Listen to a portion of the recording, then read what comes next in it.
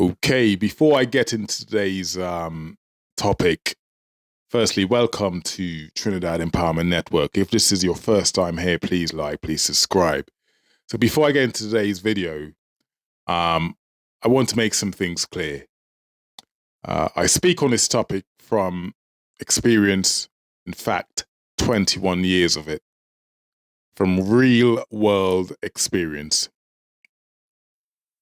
from frontline experience in the criminal justice system. So dealing with violent crimes and gangs and vulnerable youths and vulnerable adults, the social conditions that produces them, is something I've dealt with for over 21 years. And when I talk about crime, it's not from the comfort of an office or from the safety of a political platform. I talk about it from the perspective of someone who has walked the walk, knocked on doors, spoken to grieving families, and I've seen the system from the inside out. And let me tell you, what I'm seeing in Trinidad currently is frustrating. I'm frustrated because, once again, I'm hearing the same recycled nonsense. The same recycled nonsense being sold to you, the general public, as bold or new. And while I understand that on the surface, these kinds of policies sound good to a lot of people, I understand. The reason they sound good is because of what you do not know. And that's not necessarily your fault. You can only work with the information you have. But here's the thing. Politicians know this. And because they know this, they are able to exploit the gap in your knowledge. And they sell you this get tough solution that sounds good, that sounds strong, but doesn't actually work. So today, I'm going to try and do something different. I'm going to break this down factually, clearly, and honestly as best as I can. My goal isn't to insult anyone. My goal isn't to help you to think, or my goal is to help you to think outside the box, to see that there is another way, and that way has worked in other parts of the world. So let's get into it. I'm going to start by breaking down the UNC's crime plan. So the UNC recently unveiled what they are planning in a bold crime plan with over 60 initiatives.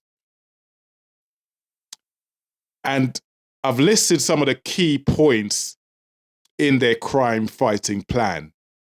It's like a direct lift off American laws, by the way. So stand your ground laws and creating home invasion offenses, making it easier for law-abiding citizens to access firearms, deploying full-time police officers in schools, building a forensic science complex at the University of the West Indies in Daybay, electronic ankle bracelets and house arrest systems, a revamped witness protection program, more CCTV, more highway patrol, more community policing, simulation training and fitness centers for police officers, computerized crime tracking and GPS for all police units.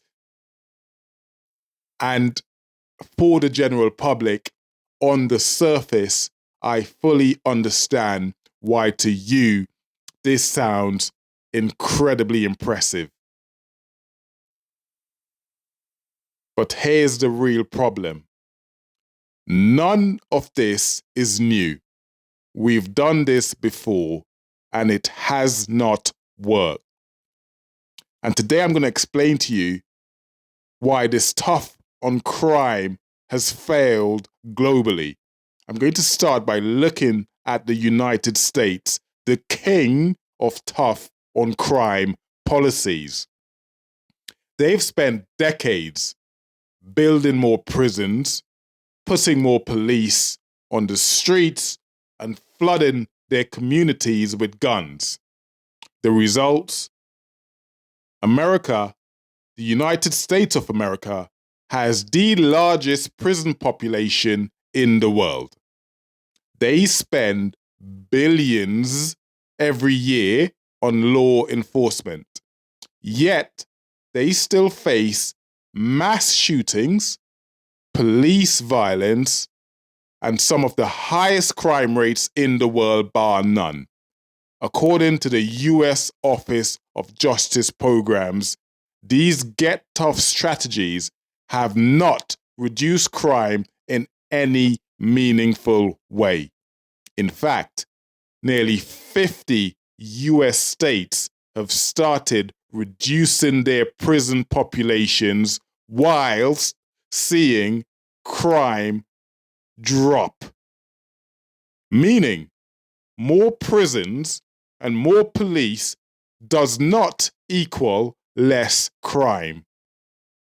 So why are we copying failure? Why are we copying failure? So let's look at what's proven to have worked. And I'm going to start with Scotland in the United Kingdom. We're going to take Scotland as an example. In the early 2000s, Glasgow, the capital of Scotland, was labelled the murder capital of Europe. Here's how they fixed it. Not by building more prisons or flooding the streets with police officers. They created a unit called the Violence Reduction Unit and treated violence like a public health crisis. Their strategy included youth mentorship programs, community engagement, family support services, job creation initiatives, and guess what? They saw a 35% reduction in homicides between 2011 and 2020. It worked. Let's jump over to Portugal. In 2001, they decriminalized all drugs and shifted to a health-based approach. They didn't build more prisons. They built rehabilitation centers, mental health services, and community programs. The results?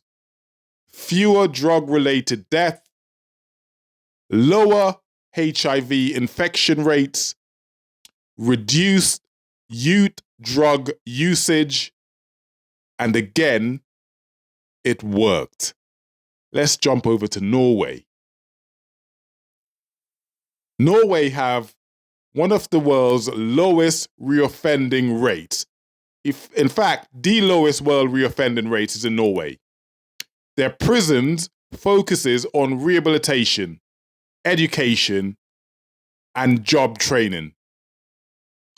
Their philosophy is simple. Better people come out than when they went in. And guess what?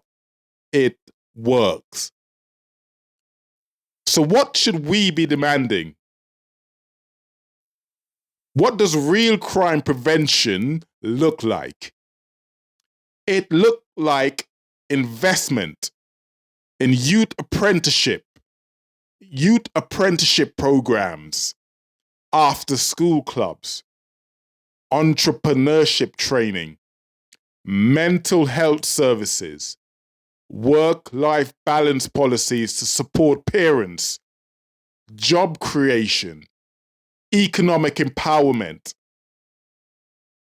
That's how you fight crime. You stop it before it starts. By the time it starts, it's too late. So we don't stop it by putting more guns on the streets. Not by turning schools into prisons with police officers on every gate. Not by selling you the illusion of safety while ignoring the root causes of it. We have to start thinking differently. Trinidad and Tobago, it's about time we start waking up. This toughen crime model has never worked. Not in America, not anywhere.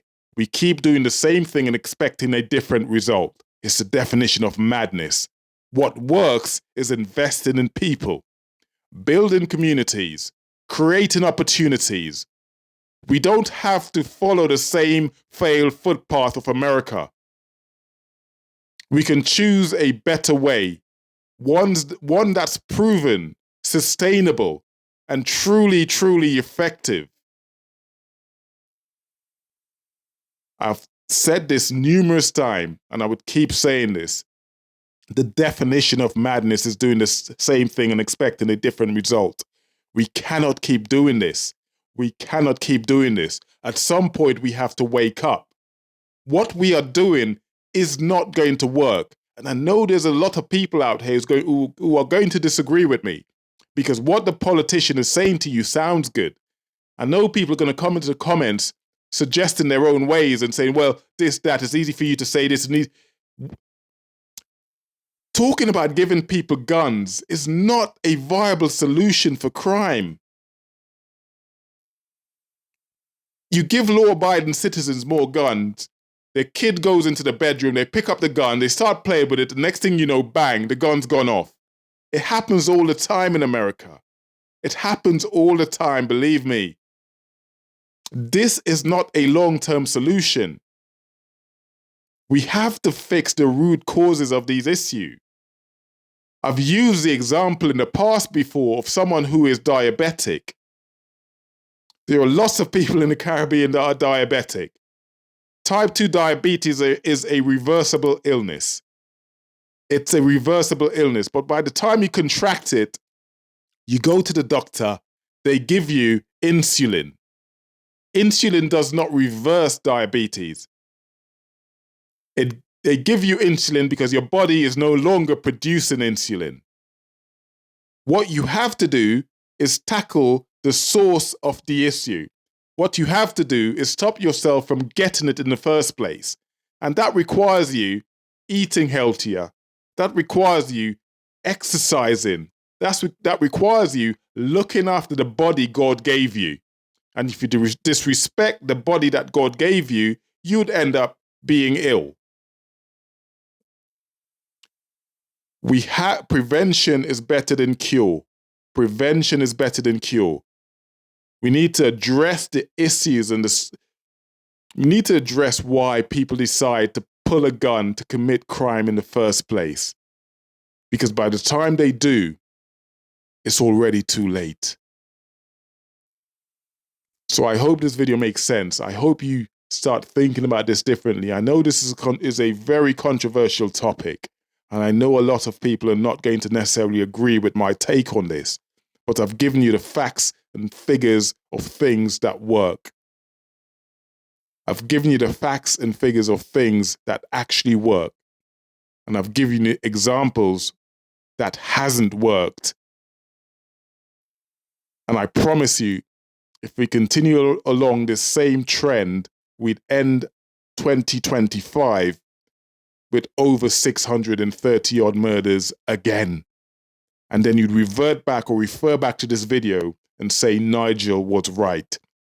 And I don't want to be right. I want to be wrong. But the reality is somewhat different. Anyway, like, subscribe, and I'll see you guys on my next video. For now, much love, God bless, take care, peace.